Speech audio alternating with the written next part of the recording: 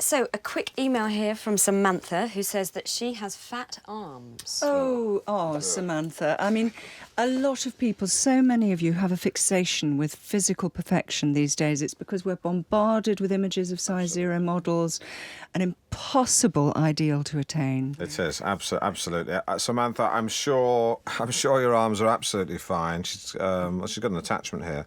So, oh my God, they are vast. Wow. Alan. That's... but you've got a lovely face, Samantha. She's got a lovely face. Yeah. I've got to send this to Jonathan Ross. OK, and, we've got a letter here from Lucinda. Lucinda says, I'm 45, but I'm going out with a 23-year-old man. We clicked straight away, but although he's very affectionate, we're yet to make love and he cannot maintain an erection. And I'm worried it's my fault. What shall I do? Well, it's actually very common in younger men, much more so than people realise.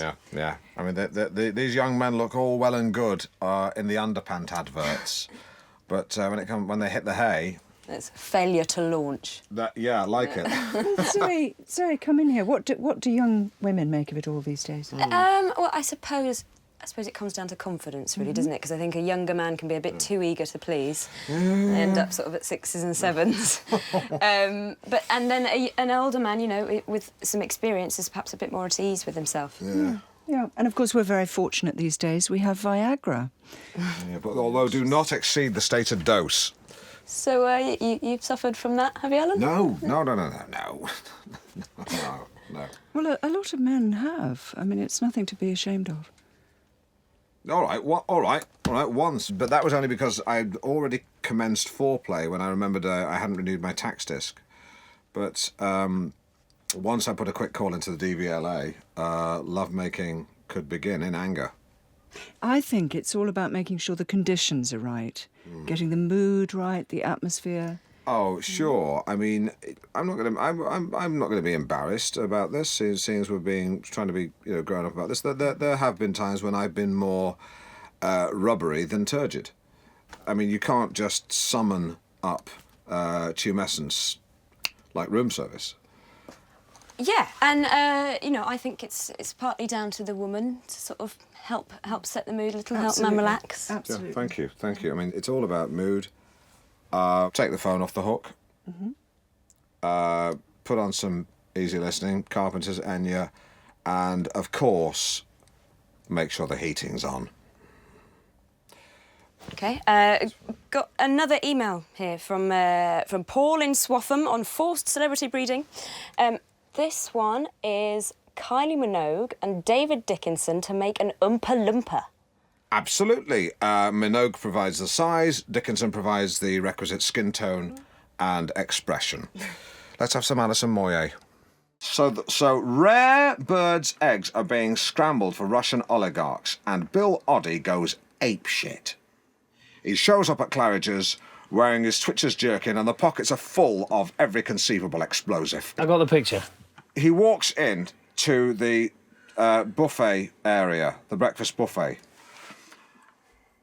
People turn round. They say, "Isn't that the man from Springwatch?" Someone else says, "Wasn't he once one of the goodies?" "Yeah, not anymore. Now he's a baddie." Seconds later, carnage. Oddie is like a bearded Catherine wheel scything through the crowd. Ironically, the oligarchs wearing the leather jackets are protected from the worst of the blast, but an innocent couple from the northeast on a city break are vaporised. Sorry, are you asking me a specific question? Yes. And that question is if an RSPB neo-fundamentalist was radicalised, Oddie sacrificed himself, and the rest of them holed up in Wookiee Hole and I was sent to neutralise the threat, how would I proceed? Simples. You really want to know? Yeah, let's hear it. Hand-to-hand combat, commando style. Do you mind if I stand up? No, please. Take the floor. Take the floor. The floor is yours. You have the floor. So, in Special Forces, we're given licence to use bespoke techniques, improvised weaponry, that sort of thing. My favourite for hand-to-hand combat is this brass knuckle, which I've adapted. I've stuck a protruding blade on one side, very sharp. What I would do is, when I'd attack the first insurgent, punch him full in the face as hard as I could until I felt a splinter of bone, that his nose was truly shattered. And then, as he's toppling backwards, grab hold of him with your right hand and bring my hand back with the blade like an arc across his throat, severing one or preferably both of the carotid arteries. You've got to be careful here because you've got to avoid the squirt of the jet of blood because, you don't want to be blinded moving on to the next fella.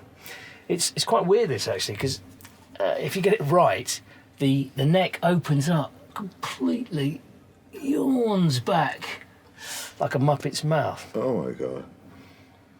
So then you let them drop, take care not to trip over them. I've seen that happen. And then you repeat and adapt, you repeat and adapt, you repeat and adapt, you repeat and adapt, you repeat and adapt, until the cave is clear. It's very bloody, but it's quick and it's quiet, and that's why I like it.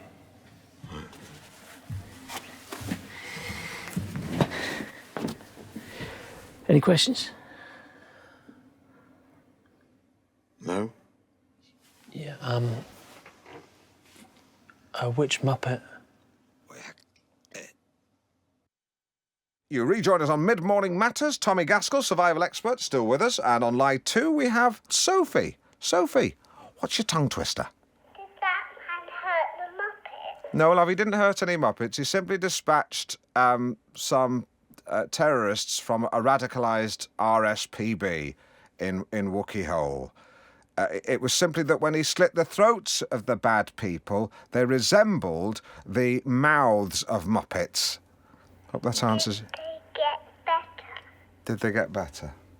We cleared the cave. No one survived, Sophie. He cleared the cave. And when the man hurt the other men, did the man feel bad? Did you feel bad? It's my job.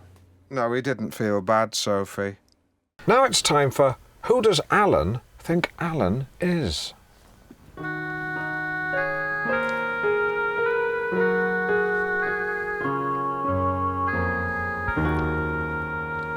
Who do you think you are? Just to explain, the sense of that line was not properly explained to the voiceover artist before she went into the booth. By the time I found out, she was already in a cab. Complete waste of 30 quid. She sounds like she's been touched on a bus. My main guest today is one of the genealogists from BBC One's Who Do You Think You Are? Please welcome Henry Spring. Hello. Our journey begins with your great-grandmother, Annie Partridge. Do you remember her? I do, Granny Annie. She died when I was a toddler. She used to make me chucky egg. Egg and butter chopped up in a bowl. You can add that to your files. Send it to the boys at WDYTYAHQ. Who do you think you are, headquarters? Ah. Well, like many women of her time, she was a stay-at-home mum, wasn't she? She was unemployed, yes. But what you might not know is that if we delve one generation further back, we find she had an aunt who lived quite near here, so that would have been your great-great-aunt. It's fascinating. Please tell me more. She lived in a semi-detached house in Sheringham at the very end of the 19th century. That must have been one of the first semi-detached houses in Norfolk.